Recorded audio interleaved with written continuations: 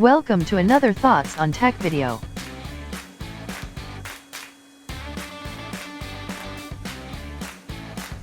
In the last couple of months I had the chance to try out several action cameras. Based on my use and experience with each one today, I will tell you the positive and the negative aspects that I could find in every one of this equipments.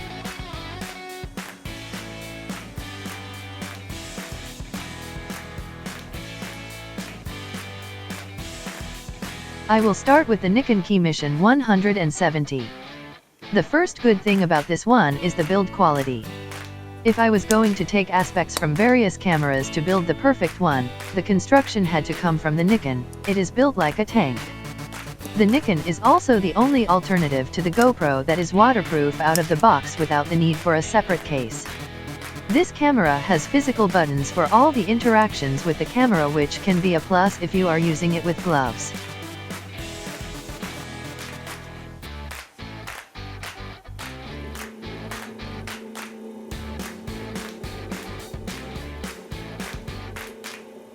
When it comes to bad things, this camera is capable of 4K video, but the stabilization is only available in 1080p.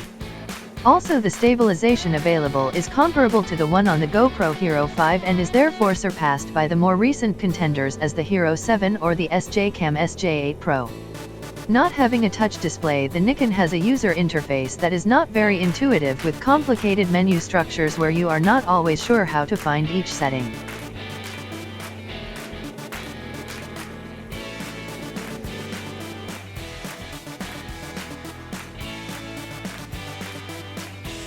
The second camera is the SJ8 Pro.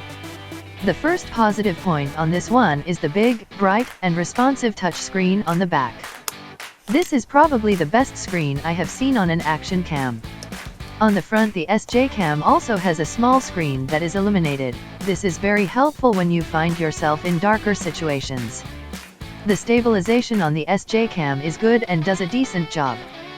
The camera has an attractive price, being less expensive than the GoPro Hero 7 or the Sony Fdr X3000.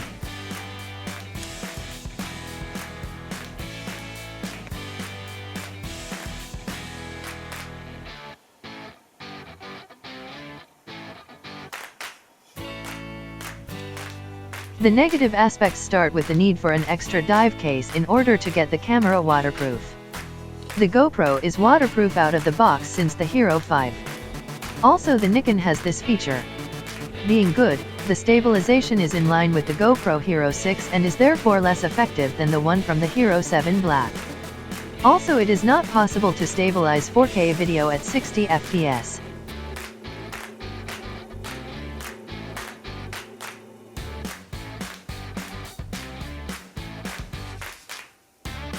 Our third camera is the Sony Fdr X3000. The Sony has really good low-light capabilities when compared, for example, with the GoPro Hero 7 Black. Another positive point is its unique optical stabilization, that is not light-dependent like the electronic image stabilization on its competitors. Also, the Sony records with higher bit rates, which allows you to keep more information captured by the sensor and achieve better results with your videos in post-production.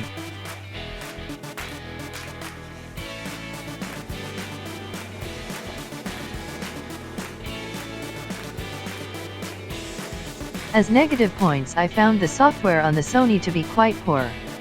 You can, for example, use a time-lapse mode but have to put it together yourself afterwards in your computer. The competition creates the time-lapse directly in the camera.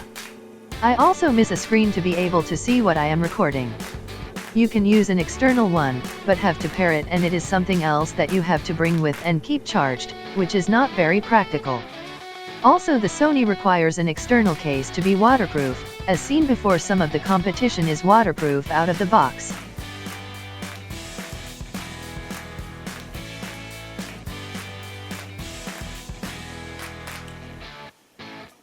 The last camera is the GoPro Hero 7 Black. The GoPro has the superb electronic image stabilization as one of its selling points. But keep in mind, as every EIS, it is very light dependent. Also, the GoPro is waterproof up to 10 meters without any extra case, which comes in very handy. It stabilizes video up to 4K at 60 frames per second. The GoPro also comes packed with various functions like time-lapse mode, hyperlapse or vertical video, making it a good tool for social media content creation.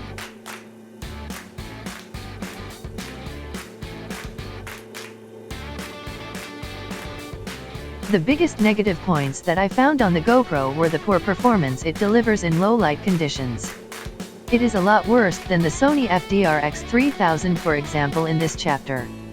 Also, the GoPro is quite expensive, sometimes quite a bit more than its competition, but that was always the case on GoPro cameras.